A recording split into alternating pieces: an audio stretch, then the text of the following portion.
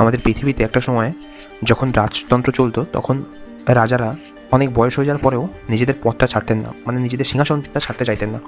সমস্ত প্রজারা চাইতো যে এবার তার সন্তান বা অন্য কেউ রাজা হোক, কারণ তার বয়স হয়ে গেছে, সে আর ক্যাপাবেল নেই রাজ্যটাকে চালানোর জন্য, তার ক্ষমতার দিক থেকে হোক বা কিছু। কিন্তু তাও সে পদটা ছাড়তে চাইতো না, সিংহাসনটা ছাড়তে চাইতো না। কারণ কি, তার মধ্যে একটা অহংকারের জন্ম হয়ে গেছিলো। সে অহংকারের থেকে সে সেই পদটি ছাড়তে চাইছিল না। ঠিক তেমনই আমাদের রাজ্যে বর্তমানে আমাদের যে প্রাক্তন মুখ্যমন্ত্রী মমতা ব্যানার্জি, তিনি ভোটে হেরে যাওয়ার পরেও তিনি চাইছেন না তার পদটি ছাড়তে। জনগণ তাকে রায় দিয়ে দিয়েছেন যে তাকে জনগণ চাইছেন না, তাও তিনি নিজের পদটি ছাড়তে পারছেন না। কারণ তিনি এই বর্তমানে প্রজাতন্ত্রটাকে অনেকটা সেই রাজতন্ত্র ভেবে নিয়েছিলেন। তিনি যে মানুষের দ্বারা, মানুষের ভোটের মাধ্যমে, মানুষের রায়ের মাধ্যমে নির্বাচিত হয়ে মুখ্যমন্ত্রী হয়েছিলেন, সেটা তিনি ভুলে গেছিলেন। তিনি এমনভাবে অহংকার দ্বারা নিজেকে অহংকারের বেষ্টনীতে মুড়ে ফেলেছিলেন, যার ফলে তিনি নিজে ভুলে গেছিলেন যে তিনি একজন সাধারণ মানুষ, যে কিনা সাধারণ মানুষের রায় ওই অবধি পৌঁছেছেন। তার পরিবারের মধ্যেও এমনভাবে তিনি জিনিসগুলো সৃষ্টি করেছেন যে তিনি একজন রানী এবং ওনার ভাইপো অভিষেক ব্যানার্জি হচ্ছে যুবরাজ। মানে নামগুলো সৃষ্টি হয় দেখো কীভাবে, যে পুরো জিনিসটা একটা রাজতন্ত্রের মতো মনে হতো আমাদের। সেই কারণেই আজ ওনার এত কষ্ট হচ্ছে সেই পদটি ছাড়তে, কারণ তিনি ভুলে গেছিলেন সেই পদটি মানুষের জন্য কাজ করার পদ। মানুষ তাকে আজ বলেছেন না, আমরা আপনাকে চাই না। তিনি 15,000 ভোটে নিজের কেন্দ্রে ভবানীপুরে হেরে গেছেন। তারপরে এই জায়গাটি থাকে না।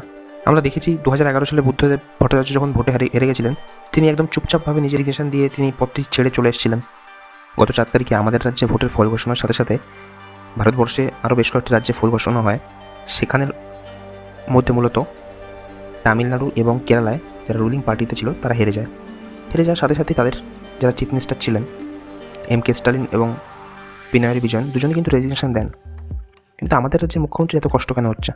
কারণ তিনি মানুষের রায়টা কি মেনে নিতে পারছেন না।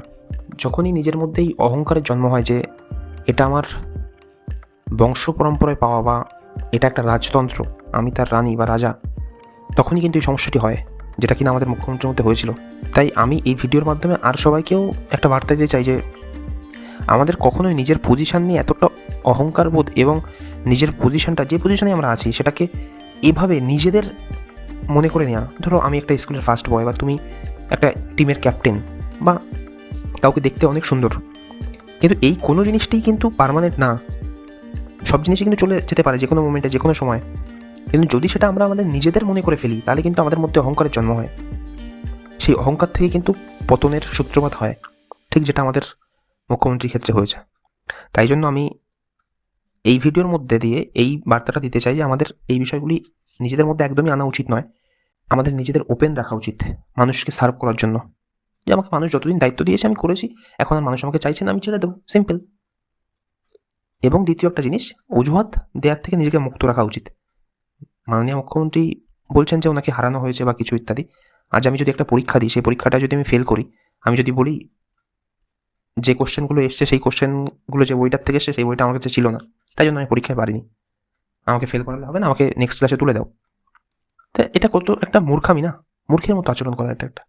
এই ধরনের আমাদের অজুহাত দেওয়ার থেকে বাঁচতে হবে এবং নিজেদের ওপরে, নিজেদের পজিশনের, যে যত বড় পজিশনেই থাকি না কেন, সেটার অহংকারটাকে নিজেদের মধ্যে নেওয়া যাবে না। জাস্ট সেটাকে একটা ডিউটি হিসেবে আমাদের পালন করতে হবে।